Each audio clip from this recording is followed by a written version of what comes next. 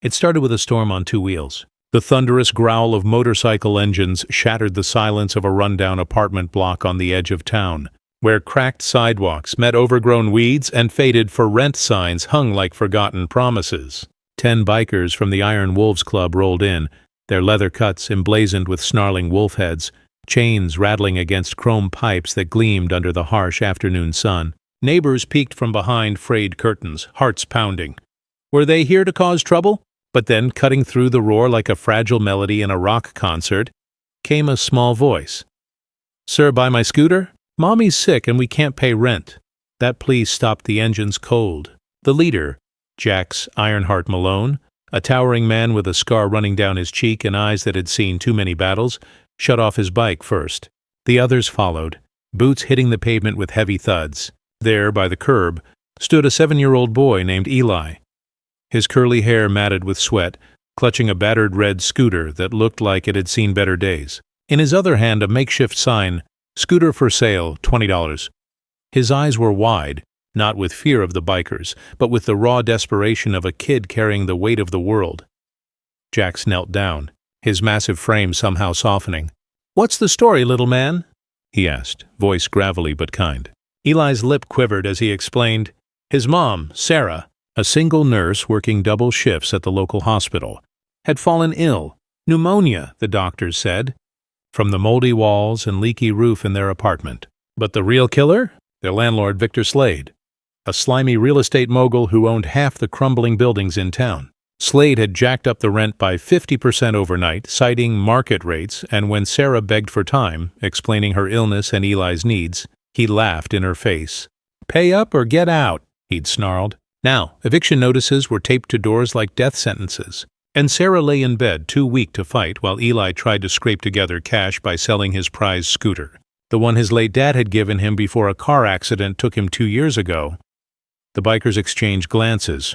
Tank, the burly enforcer with tattoos covering his arms like war stories, clenched his fists. Viper, the sharp-witted scout, narrowed his eyes, and Razor, the quiet one with a tech background from his pre-club days as a hacker, pulled out his phone subtly.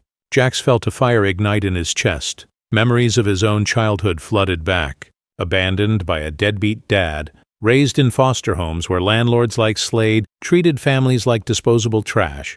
"We're not leaving this alone," Jax growled to his crew. They gave Eli a wad of cash, enough for a week's groceries, and told him to hold on to the scooter. "We'll handle this, kid. Promise." But this wasn't just a handout. The Iron Wolves had a code: protect the pack, especially the vulnerable. As they revved up and rode out, leaving Eli waving with wide-eyed awe, the real hunt began. Razor, digging into public records on his phone, uncovered that Slade wasn't just greedy. He was crooked.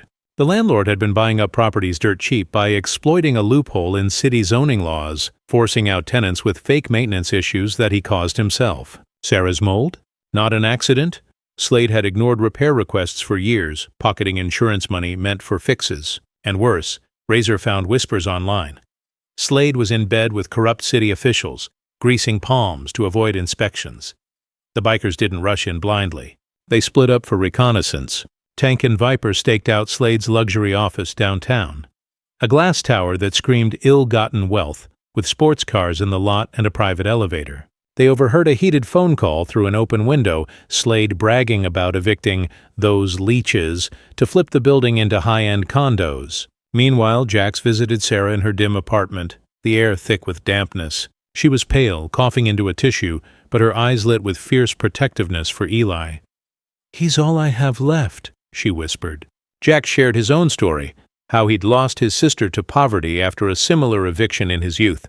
It bonded them, humanizing the tough biker as a man driven by unresolved pain. As the bikers pieced it together, they discovered a personal connection. Viper recognized Slade from an old photo. Turns out the landlord had been Viper's high school bully, the rich kid who tormented him before Viper dropped out and found solace in the club. "This guy's been ruining lives since we were kids," Viper spat.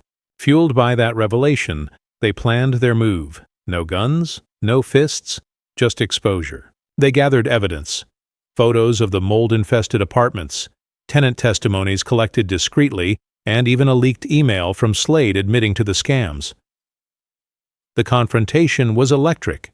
The Iron Wolves stormed into Slade's office like a pack on the prowl, engines echoing in the underground garage before they marched up. Security balked, but backed down when Jax flashed a steely glare. Slade, lounging behind a mahogany desk with a view of the city he thought he owned, sneered. "What the hell is this?" Some biker trash thinking they can play hero? Jax slammed Eli's scooter sign on the desk. This is what your empire costs. A kid selling his dreams so his mom doesn't die in your rat trap. He laid out the evidence, the mold, the bribes, the lives shattered. Slade blustered, threatening lawsuits, but the bikers had a ace up their sleeve. Razor had anonymously tipped off a local reporter friend, who was waiting outside with a camera crew. Panic set in Slade's eyes as the truth hit. In a desperate bid, Slade offered a bribe, cash to make them go away. But Jax leaned in close. Money can't buy back a boy's childhood or a mother's health. Fix this, or the world sees who you really are. The pressure broke him. By nightfall, Slade was on the phone, issuing apologies via email blast to tenants. Rents rolled back, repairs scheduled immediately, and a fund set up for medical bills, including Sarah's. He even rehoused evicted families, claiming it was a change of heart. The news exploded locally, headlines screaming, "Bikers bring down Slum King." But the Iron Wolves stayed anonymous, shadows in the wind. Back at the apartment block, under a starlit sky, the bikers returned. Eli raced out, scooter in hand, hugging Jax's leg. Sarah, propped up on the porch with a blanket, tears streaming, managed a weak "thank you." They shared a makeshift barbecue, burgers grilled on a portable setup, laughter echoing where despair once ruled. Jax handed Sarah an envelope. Anonymous donations from the club. Enough for a fresh start. "You're part of the pack now," he said. But the story didn't end there. Weeks later, Slade's empire crumbled further when the city investigated, leading to his arrest for fraud. The bikers? They rode on, but Jax kept in touch with Eli, teaching him to ride a mini bike and reminding him, strength isn't in muscles, it's in standing up for the weak.